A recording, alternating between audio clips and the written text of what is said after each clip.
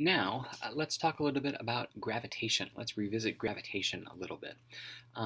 Newton's law of universal gravitation says that the gravitational force between any two objects of mass m1 and mass m2 can be described as g m1 m2 divided by the square of the distance between them.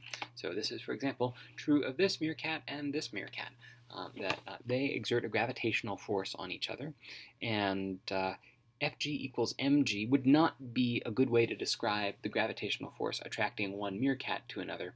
Fg equals mg is a law that I suppose would describe the gravitational force exerted by Earth on a meerkat when the meerkat is on the surface of Earth.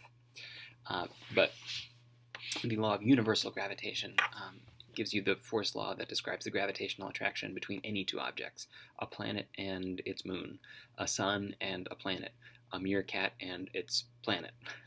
All right, and big G is a constant of nature. It has the value of 6.67 times 10 to the minus 11 Newton meters squared per kilogram squared. And what's up with those units? Well, if you examine this equation, you'll see that G has to have those units in order to be multiplied by two masses divided by a square of a distance, and then end up with Newton's, the unit of force.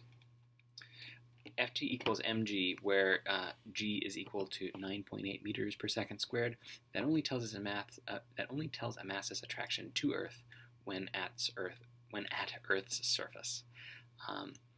If you have objects that are far from each other compared to their spatial extent, you can treat them as point masses, and they're attracted to each other's center of masses. And the r term in Newton's law of universal gravitation is the distance between their center of masses. So this baby is well separated from this slice of watermelon compared to their own spatial extents. And so you can talk about the gravitational attraction of the center of mass of the watermelon slice to the center of mass of the baby. I'd like to talk about an example that I'm not sure I can readily imagine exactly a situation where this would be the physical setup, but it's a setup that does have quite a lot of consequence. If you were to imagine a thin spherical shell, of course, like this screen is a two-dimensional surface, so I can't really do a great job of showing you a three-dimensional spherical shell, but I can maybe cut a cross-section of it and give that diagram as a cross-section of a spherical shell. If you have a spherical shell of mass, does a mass placed right at the center feel a net force? Well, a mass placed right at the center would be attracted to a little bit of the spherical shell here, but it would also be attracted to a little bit of the spherical shell on the opposite side. So that cancellation yields no net force on an object that's at the center of a spherical shell. Well, how about if you had a spherical shell and you placed a mass within it but not right at the center? Would an object then feel a force? A net force? What do you think? You might be tempted to say, well, yeah, this mass placed at point P would be attracted to the sort of the side of the spherical shell that it is closer to, because after all, the distance between two masses plays a role in how much gravitational attraction there is, and objects that are closer have more attraction. So you might be like, oh yeah, an object placed right there will feel a gravitational force to that part of the spherical shell. But you might also notice that there is more mass on the other side of the shell for an object placed at point P to be attracted to. For example, I guess we might consider that like there's this little bit of close mass that an object at point P would be attracted to, but there's more mass on the other side for this object to be attracted to. Of course, I could take a different angle of sort of cone that I'm considering here, and I could draw a large and be like, oh, there's like that much mass on this side compared to only this much mass on this side. But no matter what sort of cone of influence I chose, I would always end up saying there's more mass on the far side to be attracted to than on the close side. And it turns out that there's more mass by a factor of distance squared, and so the effect of having less mass closer and more mass farther apart cancels. What I'm trying to tell you is that no, an object placed at point P within a spherical shell does not experience a net gravitational force. So nowhere inside a shell of mass would an object feel a net gravitational force.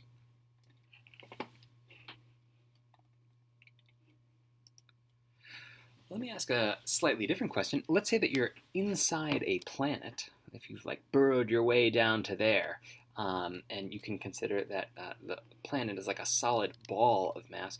Would a mass placed at that point P experience a net gravitational force? Well, I'll tell you what it wouldn't experience a net gravitational force from. It wouldn't experience a net gravitational force from any shell of mass that is outside it. That's sort of the point of the previous slide. But it would experience gravitational attraction to all of the little shells of mass that are sort of interior to the location of that object. I guess what I'm trying to say is that, yes, an object at point P would feel attracted to all the mass that is sort of interior to it. There will be some problems that relate to that idea. A mass placed there would feel an attraction to the part of the planet that is inside its location, but not to the part of the planet that is outside its location. That's a consequence of the shell theorem. Let's talk about orbits. If I have a planet and a satellite, and I say that the velocity of the satellite is v, the time t that it takes to go around the Earth is the period, and that it is at a distance r from the center of Earth. The radius of orbit is capital R. Does the satellite accelerate? Well, yes, we know very well from our uniform circular motion unit that yes, the satellite accelerates. The acceleration is towards the center of the circle. So there's a net force on it. Indeed. Here's a question that we can ask. How long does it take a satellite located 500 kilometers above Earth to complete one revolution? So I believe that a given of this problem is the radius of orbit. I guess the radius of orbit is actually 500 kilometers plus the radius of Earth, which you could look up. And it's asking about the period t. This is a genre of problem that I might call orbits problems. In each orbits problem, a problem gives you one of these three variables and asks for another. So let me show you a little bit how we can solve a problem like this. If you first write Newton's second law for the satellite, and then you substitute the Newton's law of universal gravitation and an appropriate uniform circular motion equation, you'll find that the mass of the satellite always cancels, and so that's kind of an odd shape there. And so the features of an orbit never end up depending on the mass of the satellite, of the thing that is orbiting. Let me show you a little bit more. Here's Newton's second law for the satellite. The satellite has a centripetal acceleration that comes from the centripetal force of gravity divided by the mass of the satellite. In every orbits problem, and this is just one example on this slide, but in every orbits problem, you'll end up making some uniform circular motion substitution for the amount of centripetal acceleration. Let's see, in this problem, it gives us the radius of orbit and asks us to find the period. So velocity does not appear in this problem. I think it really is this expression for centripetal acceleration, 4 pi squared r divided by t squared, that we're going to end up using. And we'll also substitute Newton's law of universal gravitation for the centripetal force. And then look what happens. The mass of the satellite appears in this numerator and that denominator. So the mass of the satellite cancels. And so solving this expression, the period of orbit is equal to the square root of 4 pi squared times the cube of the radius of the orbit divided by big G times the mass of Earth. That's also something that you could look up. You could look up the mass of Earth. I believe it's 6.4 times 10 to the 24 kilograms. Okay. So yeah, the radius of the Earth there, the radius of orbit is the radius of the Earth, 6.4 times 10 to the 6th meters, plus 500 kilograms, 500 kilometers. Now I'm thinking the mass of Earth is actually only 6 times 10 to the 24 kilograms. Okay, there you go. So it turns out that the period of orbit of a satellite at this radius is 1.6 hours, and that is independent of the mass of the satellite. If the mass of the Earth were to double, then that would affect the period of motion, see? But the mass of the satellite does not enter into the calculation of what its orbit period is. Here's another thing that I'd like us to explore. I'd like us to consider, let's say there's a planet here. That's no planet. Let's say it's a planet that has one satellite that has a particular radius and a period associated with that satellite. You could imagine that there could be a different satellite orbiting the planet, a second satellite that had a different radius of orbit and consequently a different period. This is kind of a scaling problem. If I propose to scale r by some factor, how does that scale t, the period? The strategy is the same. You try and write down a relationship that explains how these variables relate to each other. So let's see, the acceleration is the centripetal force divided by the mass of the satellite. The uniform circular motion equation relevant to this problem is the one that involves radius and period. So again, the mass of the satellite cancels. Rearranging this, you see that r cubed over t squared will have the same value for every satellite orbiting this particular planet. R cubed over t squared will have the same value for every satellite. And that's true for any orbit around any planet or star, that the ratio of r cubed to t squared for one orbit is equal to the ratio of r cubed to t squared for another orbit. So if you scale, if you're asking the question, maybe I think I might have messed up on this.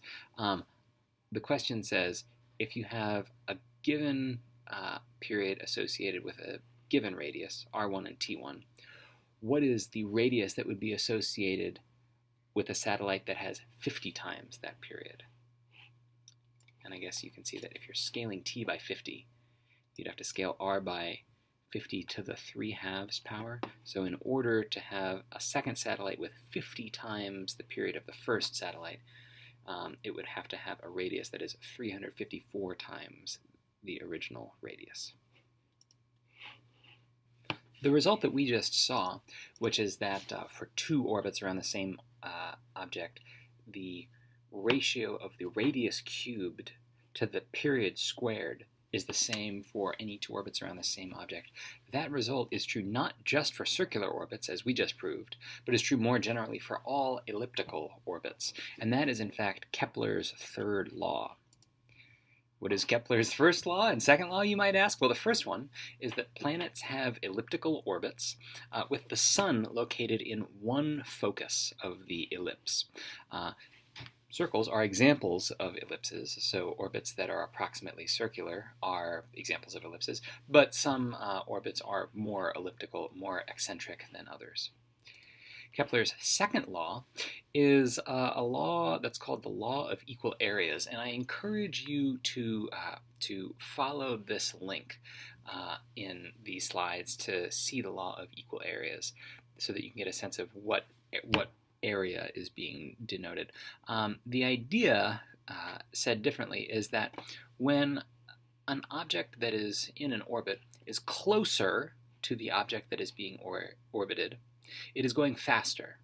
And when an object that's in orbit is far from the object it's orbiting, it's going more slowly.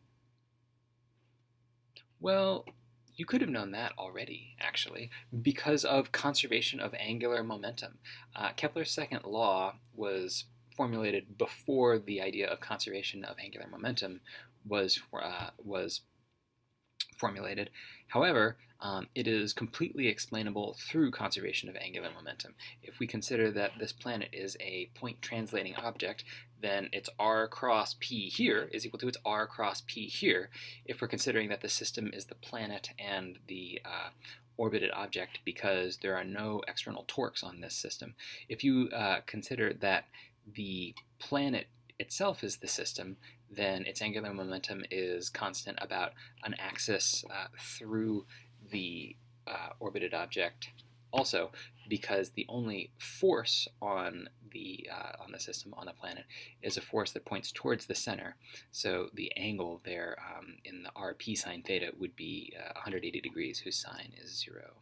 So yeah, Kepler's second law, conservation of angular momentum.